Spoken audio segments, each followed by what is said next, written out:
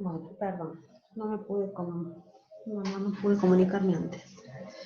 Entonces, decíamos, ¿qué significaba? Estábamos hablando del segundo paso en el diseño arquitectónico, que era el realizar el diseño arquitectónico. Entonces decíamos, elegir el framework de arquitectura. Esto habla acerca de elegir aquellos patrones que ya conocemos, que son soluciones. Una vez que tenemos en claro cuáles son los requerimientos, elegir cuáles son aquellas soluciones adecuadas que podemos ofrecer para resolver esos requerimientos. Entonces, cuando hablamos de elegir el framework, es decir, bueno, establecer cómo van a ser las capas, o si voy a usar alguna solución de algún patrón, que son los que conocimos en la primera clase que vimos diseño arquitectónico. ¿Sí? Entonces, elegir con cuáles de esos patrones voy a resolver la estructura de este producto, es elegir el framework de arquitectura. Y en segundo lugar, distribuir componentes, ¿sí? Que es un poco el trabajo que ustedes vieron que hicimos cuando aprendimos a armar la vista de diseño, es decir, decidir cómo mi producto va a estar compuesto, por qué subsistemas y qué componentes en los subsistemas van a dar solución, van a aplicar los patrones del framework que elegimos, ¿sí? Y como salida a estas actividades, para realizar el diseño arquitectónico, voy a tener un documento de arquitectura donde dejo plasmadas todas estas decisiones que voy tomando, y por otro lado, las vistas arquitectónicas que expresan cómo están distribuidos mis componentes en el hardware, cómo están armados los subsistemas, ¿sí? Cuál es la funcionalidad significativa. Esas son las vistas que componen la arquitectura, y un documento donde yo explico todas estas decisiones que voy tomando, por qué elijo esta solución y no otra.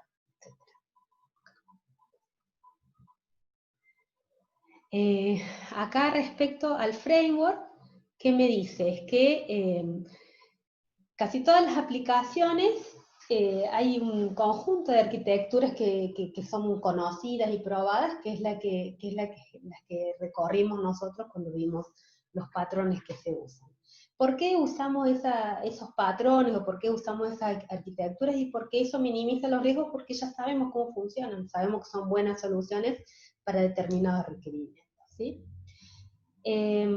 Obviamente que para poder elegir tenemos que saber los patrones, ¿sí? Nosotros vimos acá un catálogo de una cantidad de patrones que son los que entendemos, los más mínimos y básicos, pero bueno, ustedes cuando tengan que hacer el trabajo tienen que tratar de conocer los patrones más conocidos, los más efectivos, y eso es lo que les va a permitir establecer este framework de arquitectura.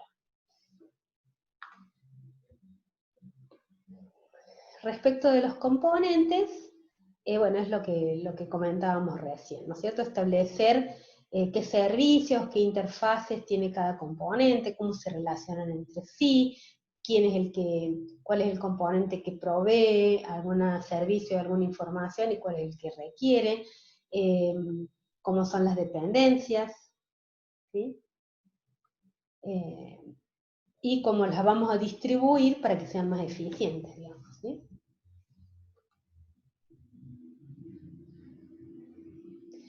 Acá hay alguna serie de consejos importantes para trabajar con arquitecturas más robustas, ¿sí? Por ejemplo, me dice minimizar las dependencias entre componentes, ¿sí?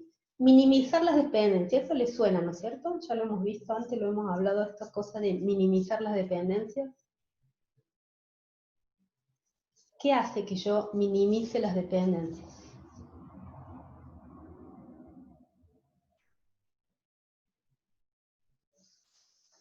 A ver, ahí alguien contestó. Muy bien, Leonardo. Está atento, Leonardo. Bajo acoplamiento, exactamente. Entonces, que yo minimice las dependencias hace que yo tenga un software con menor acoplamiento. Y cuando hay menor acoplamiento, yo evito el efecto dominó. Acuérdense que dice, si uno lo cambia hay que retestearlo. Y si todo depende de todo, tengo que probar todo de nuevo. ¿Sí? En cambio, si es relativamente independiente, no tengo el efecto dominó que cambio algo y cambio todo. ¿Sí? Diseñar componentes que capsulen un conjunto de responsabilidades altamente cohesivas. El mismo criterio que venimos discutiendo desde principio de año, de alta cohesión y bajo acoplamiento, aplica a la arquitectura. En la medida que nosotros tengamos componentes más cohesivos y menos acoplados, vamos a tener una estructura más robusta, más cambiable, más escalable, ¿sí? Minimizar las llamadas entre componentes es otro tema, digamos, ver cómo podemos estructurar para que justamente todo minimizar la llamada es parte de contribuir al bajo acoplamiento. Bueno, y vamos al último pasito, acá me voy a salir porque está distribuido. Profe, ¿y los que seguían después? ¿Después de qué? Ese era el primero, el de minimizar la dependencia, y después estaban los que seguían, los puntos que seguían. Yo lo estaba copiando. Ah, pero está subida la PPT, si quieres. Ah, bueno. Está subida. Es como yo ya vengo hablando, es para no repetir de nuevo todo lo que ya dije, digamos, ¿sí? Acá habla de middleware, que son conceptos que están en la presentación más adelante. Nosotros cuando trabajamos en arquitectura, a veces incluimos productos que no son nuestros, que son comprados, como son los COTS, y el middleware, que es otro tipo de producto también que integramos al software que no lo desarrollamos nosotros, ¿sí? Entonces, hay que hacer las integraciones adecuadas, minimizando las llamadas y minimizando, digamos, la interacción de la mejor manera que se pueda, justamente para evitar los efectos poco deseados de alto acoplamiento, ¿sí? Voy a tratar de...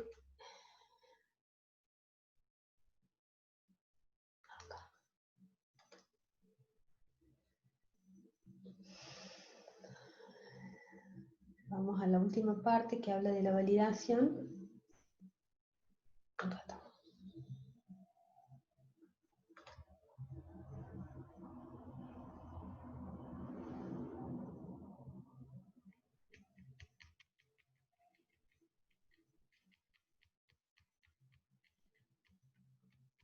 Lo vimos, ya son los patrones. Trabajamos juntos.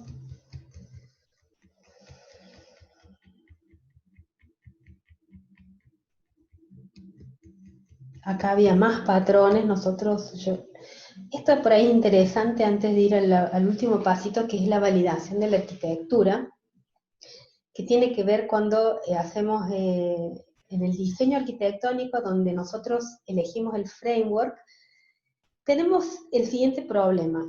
Los requerimientos no funcionales, muchas veces, te diría la mayoría de las veces, nos generan conflicto, porque son antagónicos, digamos, ¿sí? Cuando me piden, el cliente quiere seguridad y el cliente quiere performance y rapidez. Pero si vos querés algo muy seguro, y eso no contribuye con que la aplicación sea rápida, porque vas a necesitar más capas, y el acceso a cada una de las capas demora, digamos, ¿sí? Entonces, o sacrificas un poco de velocidad para tener más seguridad, o decís, bueno, voy a relegar un poco la seguridad porque el acceso no necesito que sea más rápido, ¿sí?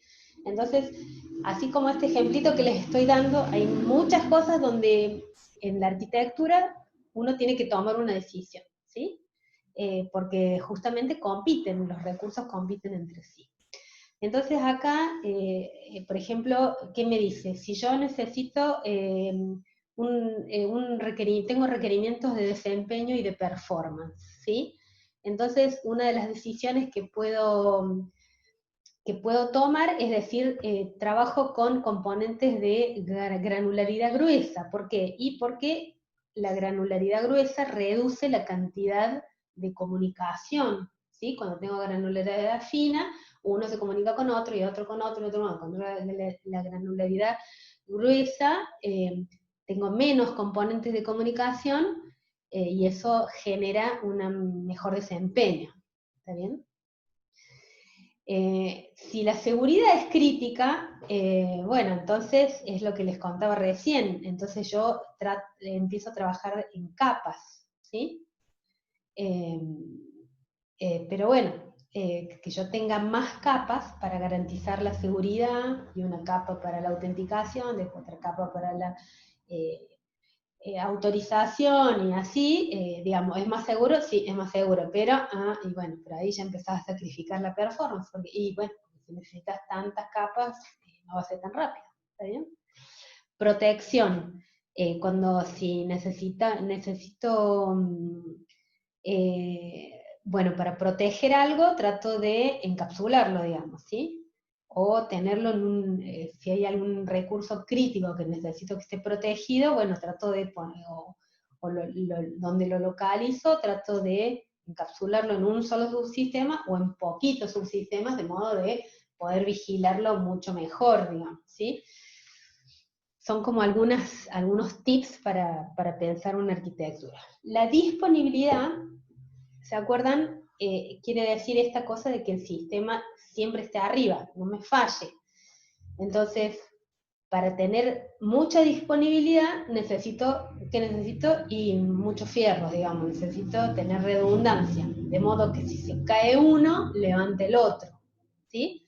Pero para garantizar redundancia, es decir, que tenga todo, en todos los componentes, todo el tiempo, y es más lento. ¿Por qué?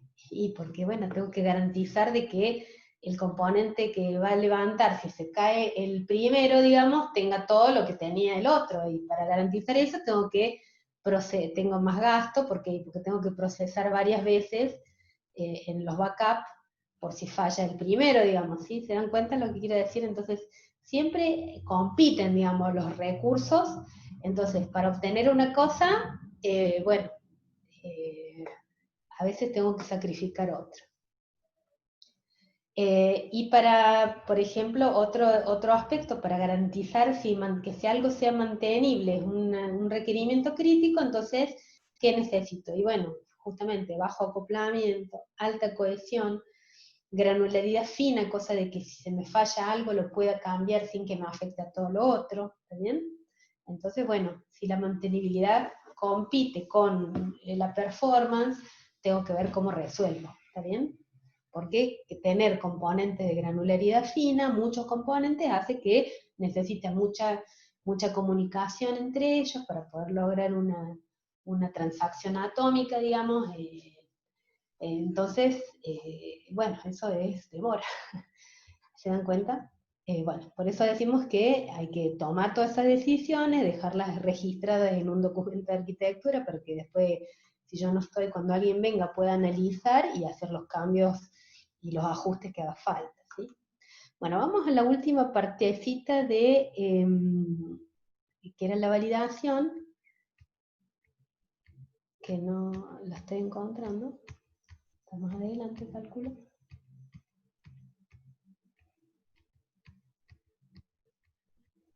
Acá está. La validación era el último paso en el proceso del diseño arquitectónico, que tenía que ver con probar si estas soluciones que administré acá responden efectivamente a los requerimientos determinados, ¿sí? O, y estoy previendo, digamos, de requerimientos que yo pueda naturalmente tener en el futuro, digamos, o que uno pudiera proyectar para tener en el futuro. ¿Por qué es importante validar la arquitectura? La arquitectura, y porque, por varias razones, digamos, porque eso le da confianza al equipo, sobre todo si de que el producto va a funcionar correctamente, ¿no es cierto? Hay dos técnicas para validar las arquitecturas, digamos, ¿sí? Por un lado es hacer pruebas de escritorio utilizando escenarios, ¿sí? Que es mayormente se hace a través de lo que llamamos una revisión por pares. Llamo un par, un arquitecto que no esté involucrado y que pueda revisar y hacer pruebas, digamos, para ver si la solución que estoy dando en el papel resuelve los problemas que me plantean los requerimientos que tengo. Esta es una forma barata digamos, de encontrar un escenario, una prueba, decir, bueno, ¿qué pasa si tal cosa? Y hacer el caminito y ver cómo funcionaría y que si se cae algo que levanta, que tengo, qué confiabilidad tiene, qué tengo que contratar, cuánto tengo que contratar, etc. Bueno, ese tipo de pruebas es lo que se llama prueba de escenario. Y por otro lado es generar, para el caso donde yo tengo que aplicar una solución que por ahí a veces es más cara, y entonces se crean prototipos, digamos, ¿sí? O sea, hacen pruebas de concepto donde genero un prototipo simplificado de la solución y la pruebo, por ejemplo, en el caso de performance, o en el caso de si tengo que adquirir algún tipo de software o hardware que son caros, y qué sé yo, puedo generar una prueba de concepto que, para ver con una prueba simplificada del problema que yo tengo, para ver si entiendo que lo resuelve, digamos, a través de esa prueba, ¿sí? Con un prototipo. Y esas son las formas de hacer la validación, ¿sí? Bueno, acá está explicando un ejemplito del tipo de algunos ejemplos de cómo se pueden hacer uno enviando un estímulo determinado para hacer una prueba sobre algún aspecto en particular, y puedo darme cuenta, de acuerdo a la respuesta, si el escenario, si la solución que estoy ofreciendo sirve o no sirve, ¿sí? Y en el caso de los prototipos, siempre, normalmente los prototipos se hacen cuando uno tiene una inversión importante que hacer para como dar fe si vale la pena salir a gastar o no, digamos, ¿no? Con un prototipo simplificado, normalmente te dan un periodo de prueba de la herramienta que vos estás por adquirir y qué sé yo, y bueno, con un ejemplo nos damos cuenta si podría servir para el caso que tenemos nosotros o no. Bueno, eso es todo, chicos. Esa es la idea de este proceso, digamos, que nosotros como lo fuimos viendo como por parte, entonces ahora cuando lo estamos revisando a los 3 pasos del proceso, en parte hemos experimentado cómo era distribuir componentes, armar componentes para la vista de diseño, por ejemplo, o en la primera parte vimos cómo trabajábamos cómo venimos trabajando con los requerimientos no funcionales, y le agregamos los aspectos de priorización, pero sobre la base de que ustedes ya han trabajado un poquito con requerimientos no funcionales. Bueno, y la parte de validación es más teórica, nosotros en clase no la practicamos, ¿no? Hacemos hasta la parte de las vistas. Así que bueno, eso es todo por hoy. No sé si tienen dudas, quieren preguntar algo.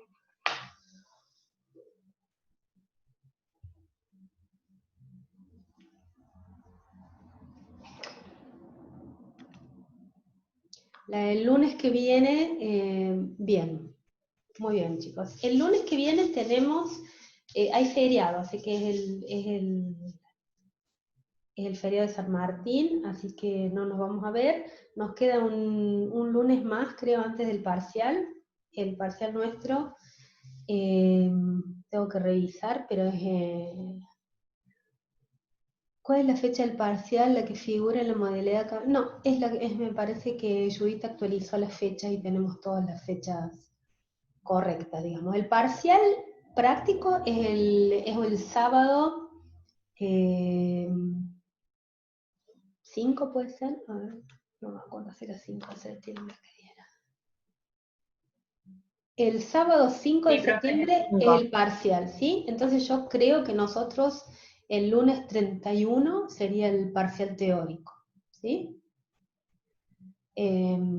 Así que por eso, este lunes sería el último lunes que nos queda a nosotros para antes del parcial teórico, ¿sí? Así que si tienen dudas, no lo corremos porque hemos venido teniendo todas las clases de acuerdo a lo previsto. Así que bueno, traigan todas las dudas que tienen, si hay alguna, acuérdense de leer de los libros, más allá de la PPT y de esos resúmenes que andan dando vueltas por ahí, que nadie sabe quién los hizo, ni si tienen razón, están viejos, están desactualizados. Ustedes tienen todo en la modalidad académica, tienen tienen todo resumido, qué capítulo de qué libro, eso está publicado. No sé, la fotocopiadora del Emilio está cerrada, ¿no es cierto? No está funcionando nada de eso en la facultad, pero creo que ustedes deben tener acceso a los materiales. Así que bueno, fíjense si hay algo que no se entiende, que nosotros vamos a ver el lunes 24, yo voy a hablar con las chicas porque me preocupa que tengamos suficiente cantidad de prácticos, digamos, ¿sí? Si no, se lo dedicamos y hacemos una resolución de algún ejercicio práctico ese lunes 24, si no tienen mucha duda del teórico, porque quiero que lleguen bien afiladitos al parcial. En general este parcial no les cuesta, lo hacen muy bien, así que, pero tienen que haber resuelto antes otros, digamos. ¿Sí? Ahí está subida la guía, tienen una guía, si tienen dudas, si quieren consultar algo de las guías de los ejercicios que están puestos ahí. No sé si van a publicar las soluciones o no, yo le voy a preguntar a Judith, que es la que maneja las guías, pero bueno, cualquier duda, si no saben cómo resolver algo, cómo mirarlo, bueno, estamos a tiempo todavía para que se saquen las dudas y consulten y veamos juntos cómo lo resuelven, ¿sí? Bueno, estamos entonces.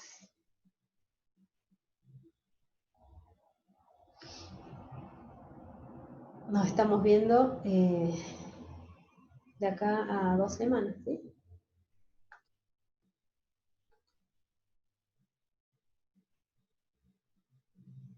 Bueno, que tengan una buena semana. Gracias.